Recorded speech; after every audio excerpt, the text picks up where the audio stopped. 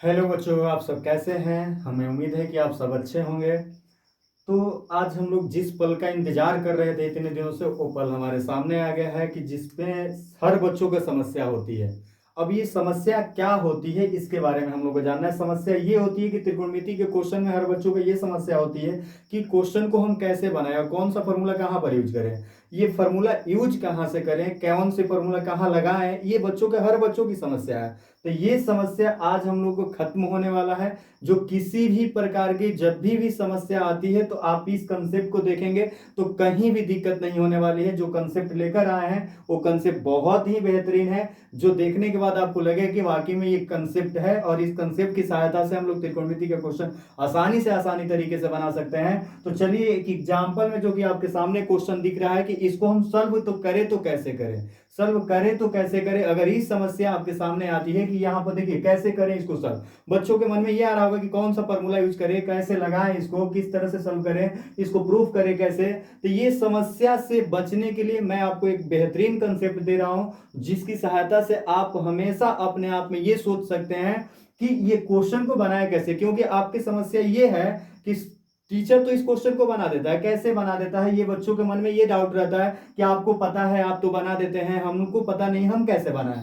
तो अगर इस समस्या से बचना है तो बिल्कुल इस कंसेप्ट को आप लोग देखिए। इस कंसेप्ट की सहायता से एकदम बिल्कुल टीचर की जैसा आप काम करेंगे। और कैसे करेंगे तो चलिए देखते हैं। ये देखिए सबसे बड़ी समस्या ये है कि आपके सामने ये क्वेश्चन रखा गया है और इस क्वेश्चन में आपको ये नहीं पता चल रहा है कि हम कौन सा फॉर्मूला लगाएं और इसको कैसे सॉल्व करें। तो ध्यान दीजिएगा, एक कंसेप्ट मेरे सामने आ रहा है, यहां पर ध्यान दीजिए कि हमारे पास निष्पत्तियां, सबसे पहले ध्यान दीजिए निष्पत्तियां होती कितनी है। निष्पत्तियां कितनी होती है तो निष्पत्तियां आपके पास होती है, एक साइन होती है, दूसरा होती है कॉस, फिर उसके बाद आपके पास टैन होता है, फिर उसके बाद आपके पास कॉट होता है, फिर सेक होता है, फिर उसके बाद कोसेक होता है। ये आपके पास 6 निष्पत्तियां होती हैं। ध्यान दीजिएगा यहाँ पे 6 निष्पत्तियां होती है। अब इन निष्पत्तियों को देख पा तो रहे हैं, यही आपको इस तरह का क्वेश्चन में प्रूफ करने के लिए आपको यही 6 में से कोई ना कोई दिया रहेगा और आपको प्रूफ करना पड़ता है। तो यह समस्या ये है कि हमारे लिए ये जो 6 निष्पत्तियां हैं इनको कहां पर हम कैसे कौन सी फॉर्मूला लगा करके हम यहाँ पे यूज करें ताकि हमारा क्वेश्चन सॉल्व हो जाए। ये हम लोग को हमेशा समस्या बना रहता है। तो चलिए यहाँ पर देखिए कैसे हम सॉल्व करते हैं। तो ध्यान दीजिएगा यहाँ पर देखिए, ये जो आपके पास देख पा रहे हैं टैन कॉट सेक कॉसेक जो देख पा रहे हैं, ये चार को आप बिल्कुल स्थिर नहीं रखेंगे, स्थिर नहीं रखेंगे। आप दो को बिल्कुल स्थिर कर दीजिए और आप इन चारों को देख लीजिए कि आप चार को देखने के बाद क्या करना है, ये बात आती है। करना क्या है तो आपके पास फॉर्मूला का समस्या ये रहता है कि कौन सा फॉर्मूला हम कहां पर यूज करें। तो ये देखिए ये आपका पहला कंसेप्ट है, ये बिल्कुल फर्स्ट कंसेप्ट है, ये बिल्कुल ही आपका फर्स्ट कंसेप्ट है। फर्स्ट कंसेप्ट में आपको करना क्या है तो कंसेप्ट नंबर 1 जो है आपका, कंसेप्ट नंबर 1 में आपको क्या करना है तो जब भी आपके पास ये 6 में से कोई भी आती है, 6 में से कोई भी आती है तो इस 6 में से आपको 4 को फिक्स कर देना है, 2 को फिक्स कर लेना है। अब क्या करना है कि ये 4 को जहां कहीं भी देखिएगा, इन 4 को जहां कहीं भी देखिएगा इसको बिल्कुल चेंज कर दीजिएगा। क्या कर दीजिएगा चेंज कर दीजिएगा, इसको बिल्कुल ही चेंज कर दीजिएगा। चेंज करने में अब बात आती है कि चेंज करेंगे तो किस में करेंगे। तो चेंज करने का मतलब यह है कि आप हमेशा इसको चेंज करिएगा या तो साइन में या तो कॉस में, या तो साइन में या तो कॉस में। बिल्कुल किस में चेंज करेंगे, या तो साइन में चेंज करेंगे या तो कॉस में चेंज करेंगे। आपके ये फॉर्मूला जो आपको यूज करना होता है तो बिल्कुल बेशक आपके पास फॉर्मूला इसके लिए याद ये करना है कि ये चारों जब भी आता है हमारे पास तो ऐसा कौन सा फॉर्मूला है जो इसको साइन में या तो कॉस में चेंज कर दे। बिल्कुल डरने वाली बात नहीं है, इसके सहायता से आप आराम से क्या कर सकते हैं सॉल्व कर सकते हैं। तो फॉर्मूला यहां पे लगाना ये है कि कौन सा हम फॉर्मूला लगाएं कि इसको या तो साइन में बदल दे या तो कॉस में बदल दे, ये आपको बस याद रखना है, ज्यादा कुछ नहीं। तो चलिए हम लोग, लेकिन एक और मैं आपको कंसेप्ट बता रहा हूं, नंबर दूसरा ये आपका कॉन्सेप्ट नंबर दूसरा ये है, कॉन्सेप्ट नंबर दूसरा आपका ये है, कॉन्सेप्ट नंबर दूसरा क्या है तो ये है कि जब भी कोई निष्पत्तियां कोई निष्पत्तियां यदि एक जैसी है, एक जैसी है, एक जैसी है, तो उसको डायरेक्ट क्या करना है, एक जैसी है तो उसको बिल्कुल ही, उसको क्या करना है, एक जैसी है तो उसको बीजगणित, बीजगणित का नियम लगाकर हल करना है। बिल्कुल ही उसमें डरने वाली बात नहीं है। आपको जब कभी भी, दूसरा कॉन्सेप्ट ये कर रहा है कि यदि आपको ये वाली समस्या नहीं है, मतलब ये वाली समस्या नहीं है, अगर एक जैसा आपको दिख रहा है, कहीं भी निष्पत्ति एक जैसा दिख रहा है, तो आपको डायरेक्ट वहां पे क्या करना है, इसका फॉलो करना है। इसको फॉलो करके क्या कर सकते हैं, दूसरा कंसेप्ट, कि जब भी कोई निष्पत्तियां यदि एक जैसी है तो उसको बीजगणित का नियम लगा करके आपको क्या कर लेना है, बीजगणित का नियम लगा करके उसको हल करना है।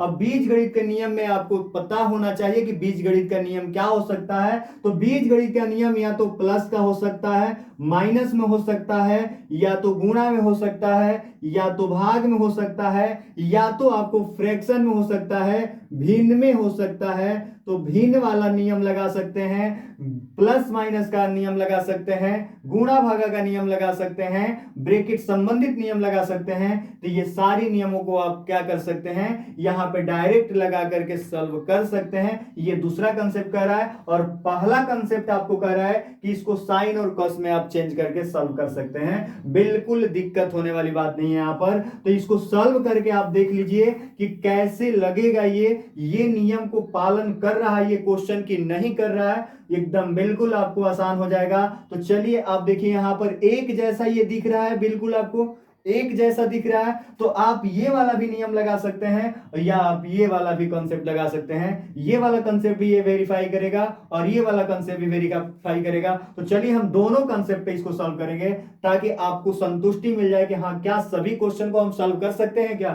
तो चलिए देखते हैं यहां पर क्या देखने को मिल रहा है कि मैं डायरेक्ट यहां पर लग रहा है कि एक जैसा है, तो यहां बीजगणित का नियम लगा सकते हैं। और बीजगणित का नियम में आपको दिख रहा है कि ये फ्रैक्शन दिख रहा है, और जब भिन्न दिख रहा है तो भिन्न का सबसे पहला रूल ये है कि भिन्न का रूल ये है कि आप करेंगे क्या, तो सबसे पहले एलसीएम लेंगे। एलसीएम लेने का तरीका आपको पता ही है कि एलसीएम कैसे लिया जाता है। जब ये एक जैसा राशि है, एक जैसी राशि है, तो उनमें से एक लेते हैं। अगर दो अलग अलग राशियां दी रहती है तो उन दोनों का मल्टीप्लीकेशन लेते हैं। जैसे एग्जांपल में मान लो ये 2 हो गया और ये 3 हो गया, तो इनमें 2 और 3 का गुणा करके आपका एलसीएम बन जाएगा। यदि मान लिया जाए कि सपोज यहां भी 2 और यहां भी 2, तो बिल्कुल हम क्या कर सकते हैं, गुणा नहीं करेंगे, इन दोनों में से किसी एक को एलसीएम ले लेंगे। तो चलिए यहां पर हम एलसीएम क्या करते हैं, देख पा रहे हैं कि दोनों अलग अलग है क्योंकि यहां माइनस है और यहां प्लस है। संख्या एक ही यूज की गई है लेकिन यहां पर माइनस यहां पर प्लस, इसके वजह से ये संख्याएं 2 काउंट होंगी। तो इन दोनों को आप ले सकते हैं, इन दोनों को एलसीएम में आप रखेंगे तो क्या आपका एलसीएम आ जाएगा, एलसीएम आ जाएगा कि कोसेक,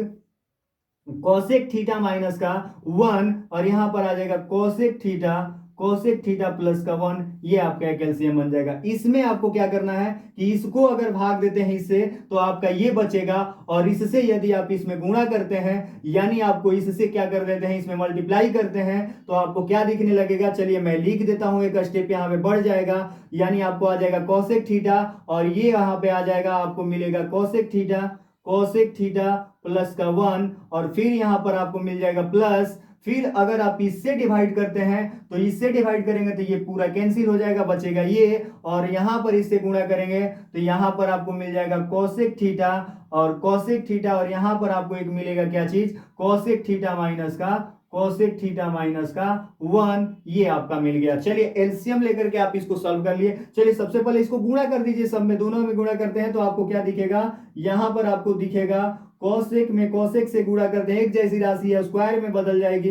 इसका मतलब है कि cosec square, cosec square theta, फिर इसके साथ गुणा करते हैं 1 में कोसेक से तो प्लस का आ जाएगा कोसेक, यानी प्लस का कोसेक मिलेगा। फिर इसके साथ गुणा करते हैं तो प्लस कोसेक स्क्वायर आ जाएगा, कोसेक स्क्वायर थीटा, फिर इसके साथ गुणा करते हैं तो माइनस का कोसेक आ जाएगा, यानी कोसेक थीटा आ जाएगा। अब चलिए यहां पर जरा देखिए, ये देखिए यहां पर एक और लॉजिक लग रहा है, इसके साथ गुणा कर सकते हैं, यहां पर मल्टीप्लाई भी कर सकते हैं, और नहीं तो डायरेक्ट आपको एक सेंस दिख रहा है कि a minus B, A plus B, A minus B into A plus B एक फॉर्मूला होता है, जो किसका होता है, तो होता है कोसेक स्क्वायर। यहाँ पे ए स्क्वायर माइनस का बी स्क्वायर हो जाएगा, इसका मतलब हो जाएगा कि यहाँ पर आ जाएगा कोसेक स्क्वायर थीटा माइनस का 1 का स्क्वायर। इसका मतलब ये हुआ कि जरा ध्यान दीजिए, यहाँ पर ये कट रहा है, प्लस माइनस कैंसिल हो जाएगा, एक कोसेक स्क्वायर और एक कोसेक स्क्वायर कितना हो जाएगा, 2 कोसेक स्क्वायर हो जाएगा। तो यहाँ पर आ जाएगा 2 cosec square, 2 cosec square theta, यहां पर आ जाएगा 2 कोसेक स्क्वायर थीटा, फिर उसके बाद 2 कोसेक स्क्वायर थीटा, और नीचे में आ जाएगा कोसेक स्क्वायर थीटा माइनस का 1।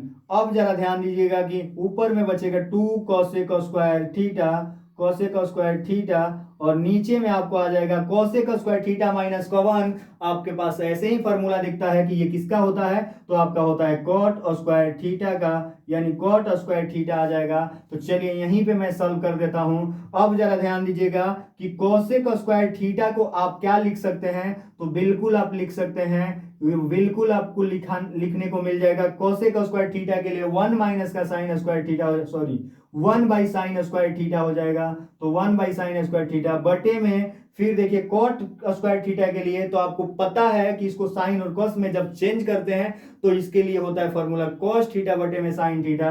तो यहां पर आ जाएगा कॉस स्क्वायर थीटा बटे में आपको आ जाएगा साइन स्क्वायर थीटा। तो आपको ये देखने को मिला कि यहां से ये भी हर है और ये भी हर है, तो हर से हर को कैंसिल कर दिए, ऊपर में अंश में बच गया क्या चीज, तो आपको बच गया 2 गुणे अंश में क्या बच गया 1, और नीचे में आपको क्या बच गया हर में आपको, तो कॉस स्क्वायर थीटा। तो आपको यहां से क्या मिल जाएगा, यहां से मिल जाएगा 2, और 2 इंटू 1 बटे में कॉसेक स्क्वायर थीटा आपको मिल जाएगा सेक स्क्वायर थीटा। तो आप बिल्कुल देख सकते हैं कि जो लाना चाहते थे वो आपका वहां करके यहाँ पे दिखाई दे रहा है। इसका मतलब ये हुआ कि हमारा जो कंसेप्ट है बिल्कुल यहाँ पे वेरीफाई कर रहा है। इसका मतलब इस कंसेप्ट के माध्यम से हम लोग बिल्कुल सॉल्व आसानी से कर सकते हैं, इसमें कोई शक नहीं है। चलिए इसको देखते हैं। यहां पर एक और कंसेप्ट मैं लगा रहा हूं आपको, एक और बेहतरीन कंसेप्ट मैं सिखाने की कोशिश कर रहा हूं। एग्जाम्पल तो ये फर्स्ट एग्जाम्पल नंबर सेकंड भी लेकर दिखा रहा हूं कि ताकि अभी ये फर्स्ट कंसेप्ट को हम लोग अप्लाई कर रहे हैं, सेकंड वाला भी अप्लाई कर सकते हैं, बिल्कुल आपका आंसर सेम आएगा, इसमें कोई शक नहीं है। तो इसको देख लीजिए, आपको यही मेन कंसेप्ट है दोनों, कि आप इसके सहायता से किसी प्रकार का त्रिकोणमिति का क्वेश्चन जो प्रूफ करने वाला होगा बिल्कुल आप प्रूफ कर सकते हैं, कोई शक नहीं है।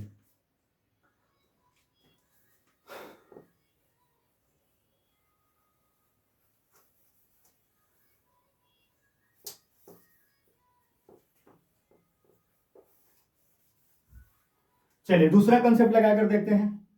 दूसरा कंसेप्ट आपका क्या है,